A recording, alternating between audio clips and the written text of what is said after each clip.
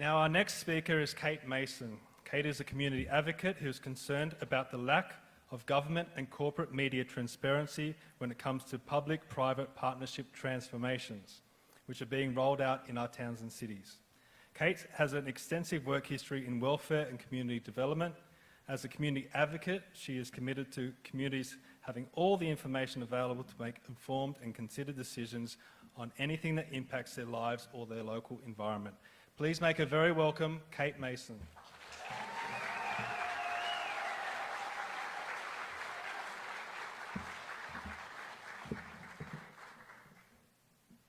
Thank you so much. I'm so pleased to be here and to speak to you all.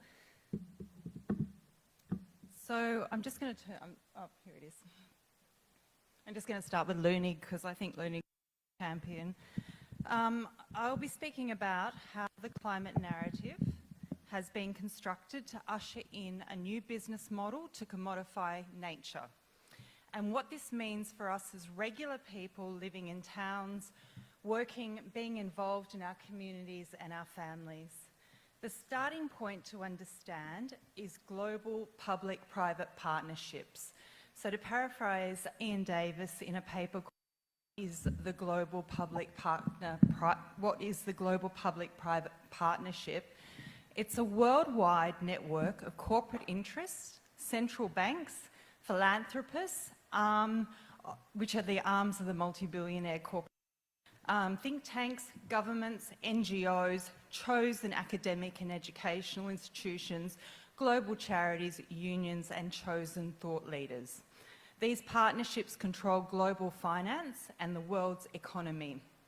It sets world, national, and local policy, and then promotes policies using the mainstream media corporations. These government enshrines the global governance into hard policy legislation and law. So that is why we are seeing in Australia that every transformation is the same thing that's being rolled out all around the world. And that is why we see that the largest corporations who are invested in new transformation technologies and markets are also involved in the policy-making arms. They frame the problem and they craft the solutions. So what do I mean by commodifying every aspect of nature under the guise of climate change?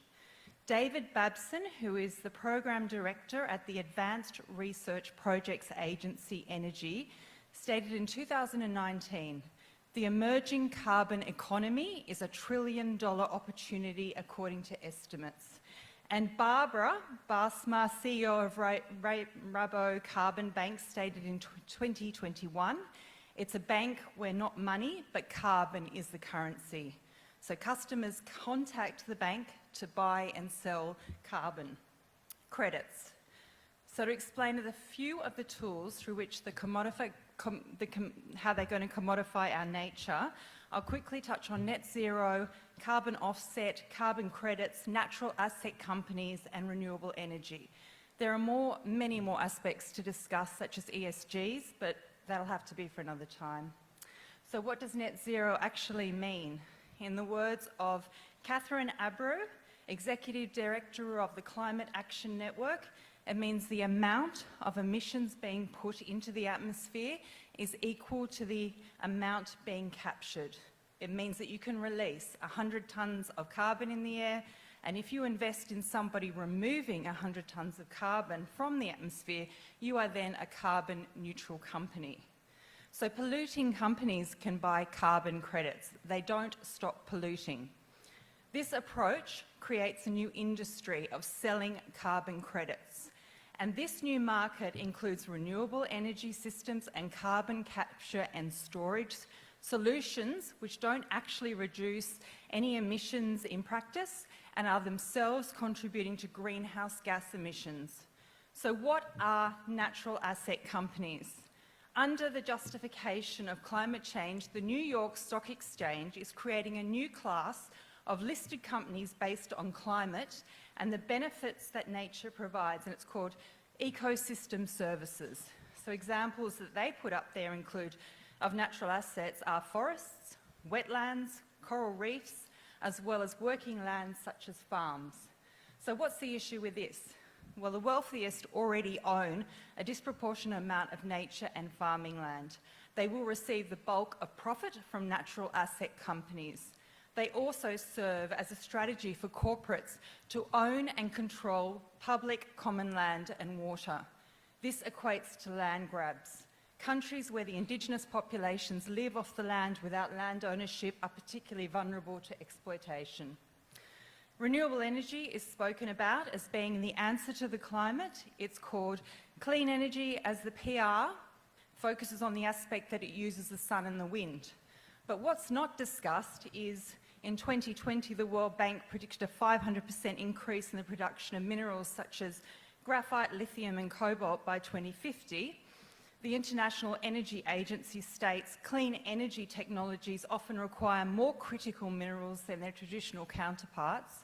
And to get these precious minerals, human rights abuse is occurring with forced labour of minority groups in China and children working in mines in Congo.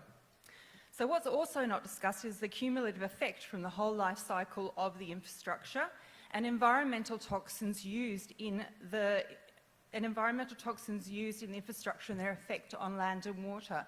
The Green Warriors of Norway raised concerns regarding the increased use of BPA and related chemicals. BPA is in the turbine blades. It's an endocrine disruptor and will potentially end up in our water and food, let alone what it does to the animals. Many farmers are fighting this around Australia, and they're fighting against the turbines and the transmission lines. There are many documented stories of people becoming unwell and unable to live around the turbine vibrational frequencies, and farmers are signed up in secret contracts as host farms where non-disclosure forms are signed. The wind turbines destroy farming land, people's lives and communities, and people have to end up moving off the land, and it then will be bought by the corporates and their affiliates. And the public-private partnerships our government is forming regarding the renewable energy infrastructure is deeply concerning. For example, where I live on the Central Coast, the state government has just awarded BlackRock the rights to build the Southern Hemisphere's largest battery. BlackRock is extraordinarily powerful. It has over $10 trillion in assets under management and is the world's largest money manager. It has heavy influence on media, finance, banks and governments, and is known as the fourth arm of the US government. So what does this new economy, where carbon is the currency, mean for us, just living normal lives, living in our towns? Well, whilst carbon is the new currency, data is the new gold. This means our carbon usage must be monitored. And this occurs through redefining our towns and communities into smart regions, where the language of equity and inclusion replaces autonomy, human rights, privacy, protections. Equity and inclusion means we have the right to be included in their plans. We do not have the right to opt out. Recently, the area between Wollongong, so through Sydney to above Newcastle and out west to the Blue Mountains, was amalgamated into a region under the title of a sixth megacity. This is being overseen by unelected officials and run through the Greater Cities Commission, which sits between local and state government and is unreachable and unaccountable to the people who live in these towns. On numerous occasions, this six cities has been referred to as smart cities, which is a transformation of the way we live, move around and work. SMART stands for self-monitoring, analysis, reporting technology. We will be individually surveilled, tracked and traced inside and outside of our homes.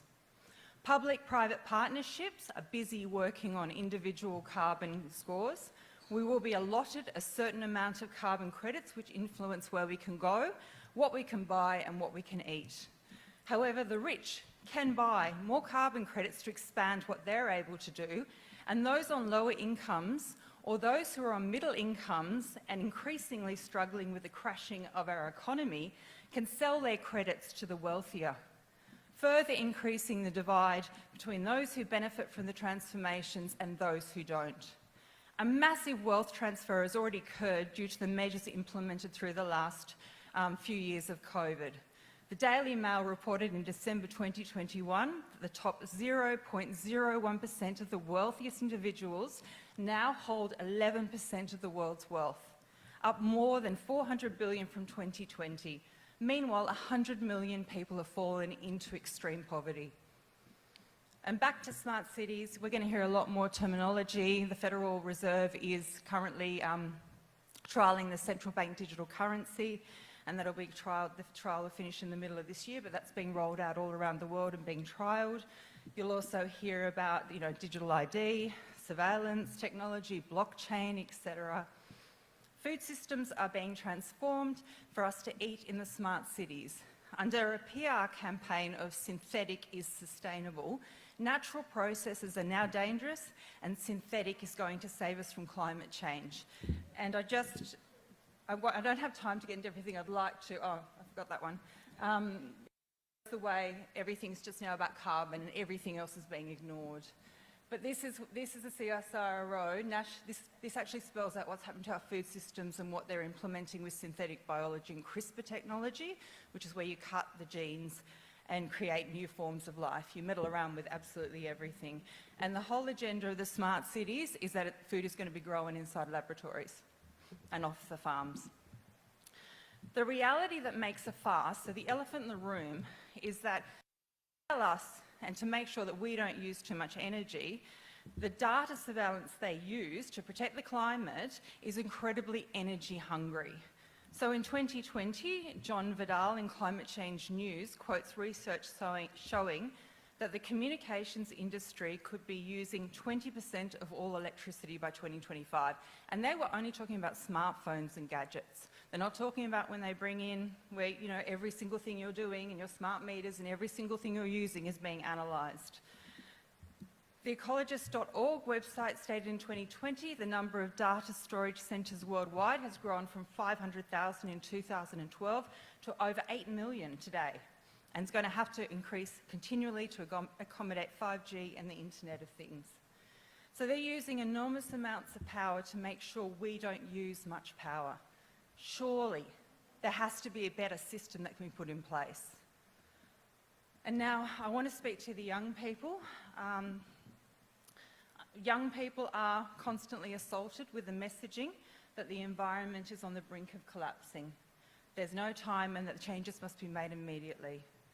Now that's a huge burden for a young person to face.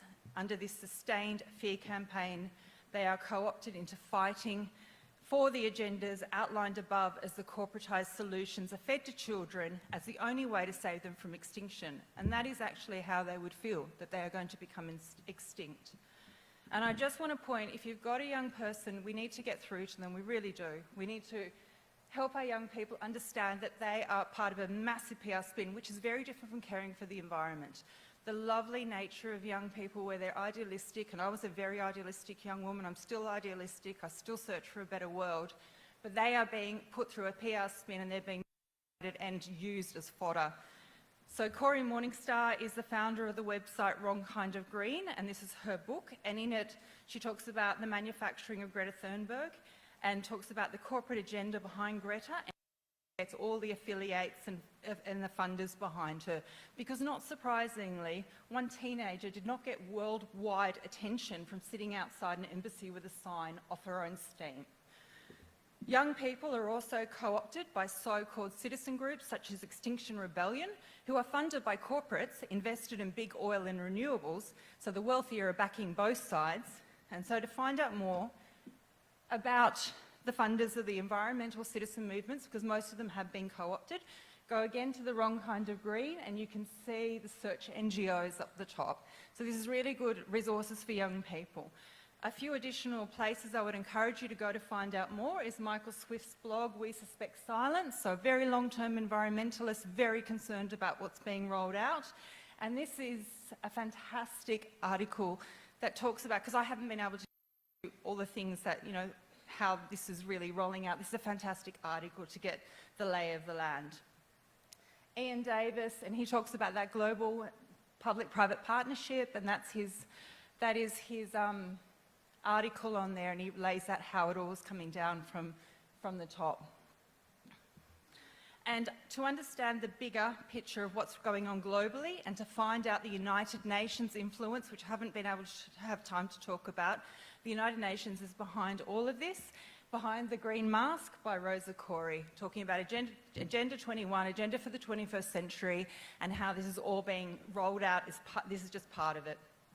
So to finish, I assert that until research, studies and data are not paid for by corporates, until our government removes itself from the public-private partnership model, so those who profit are not involved in decision-making, until media is not run and owned by the same corporates who profit from the way the narrative is crafted, or where media can truly be independent from government, and until we can see and understand the cumulative effects of any energy infrastructure, our government has no right to press ahead with these transformations.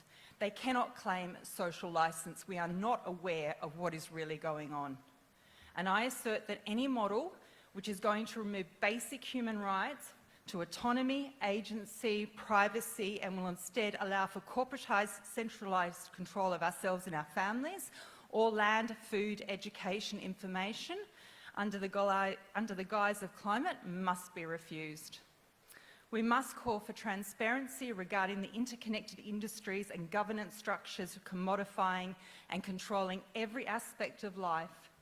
Only then can we truly explore options for living in genuinely non-exploitative ways with nature. So thank you.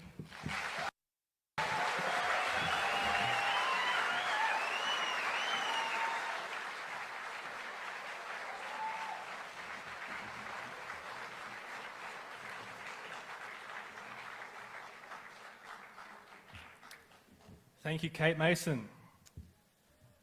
Yeah, another round of applause.